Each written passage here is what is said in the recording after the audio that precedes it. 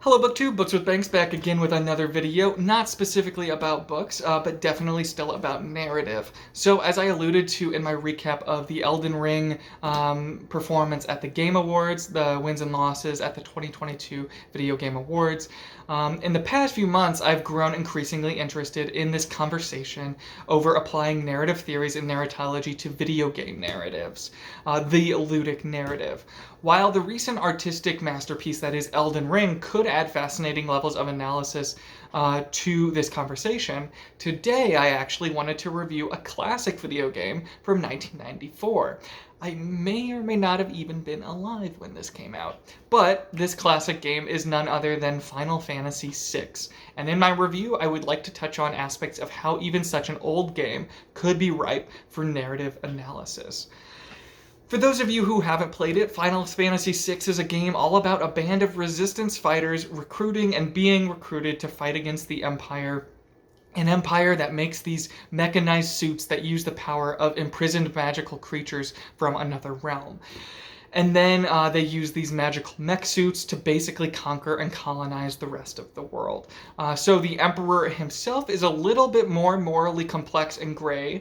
And in the first half of the game, as your party is building and growing, recruiting more people, there are some hesitant characters who aren't sure how they feel about the Resistance or the Empire. They don't know which side they really want to support, but it quickly becomes clear that the Emperor's second in command, who's dressed up as a literal clown, a jester, possibly he rose from that position as a court jester, I'm not sure though, but it's clear that this clown of a character is really the malicious force behind the Empire's cruel and evil enslaving of the magical creatures, their evil ambitions and conquests. Oh, and that character's name is Kefka. So I would say there's three main phases to the game. First, you're trying to build a big enough party to save the weaker, recently conquered or soon to be conquered fringe kingdoms, and then you take your party to go and more diplomatically confront the Emperor and try to get the Empire to change their ways.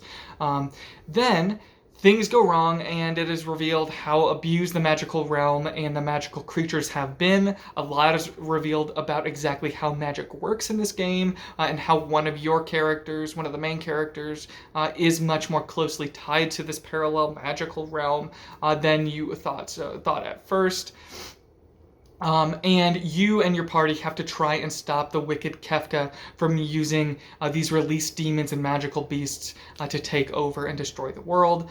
But the game's only about halfway over at this point, because the whole second half, and spoiler warning, but the whole second half is about helping the ruined kingdoms of the world of ruin after Kefka won, kind of at the end of that first half. And in this world of ruin, you go around finding your fallen comrades and putting the party back together again to go challenge Kefka one final time. And at this point, he has literally become like a god of magic. So really, really busy, chaotic story. First and foremost, I did play the Pixel remaster of this. I had it downloaded on my Android, so I by no means am claiming that I played like the original pure like PS1 version of this game. I found it played very smoothly, barring a couple kind of frustrating freezes and glitches near the end and in the final boss battle. Definitely not where you want your game to start glitching up, but even then, it only happened a couple of times. My party wouldn't load on the battle screen and the enemy wouldn't ever start attacking. Again, that just happened a couple of times. Other than that, it played really well. The sprites all looked amazing. Their detailed and unique designs only added to how much I love the cast of this game. And that's really the best thing about most of the Final Fantasy games I've played. The games with the outstanding cast, well, they really stand out. They're really the better games. I completed most of the side content in the second half of the game, and therefore I had almost every party member you could get going into the end there. My favorites were probably Edward and Sabine and their brotherly love and sort of combative relationship. Also their shared love of their kingdom. One of them being a lover, the other being a fighter. I also love Cyan as well, and the Eastern Asian inspiration for his kingdom of Doma. His character design, his moveset, Shadow and his random appearances with his dog were also great. And of course our two leading ladies were brilliant. Terra being the classic hero with a magical, mysterious magical origin story and conflict between her human self and her Esper self.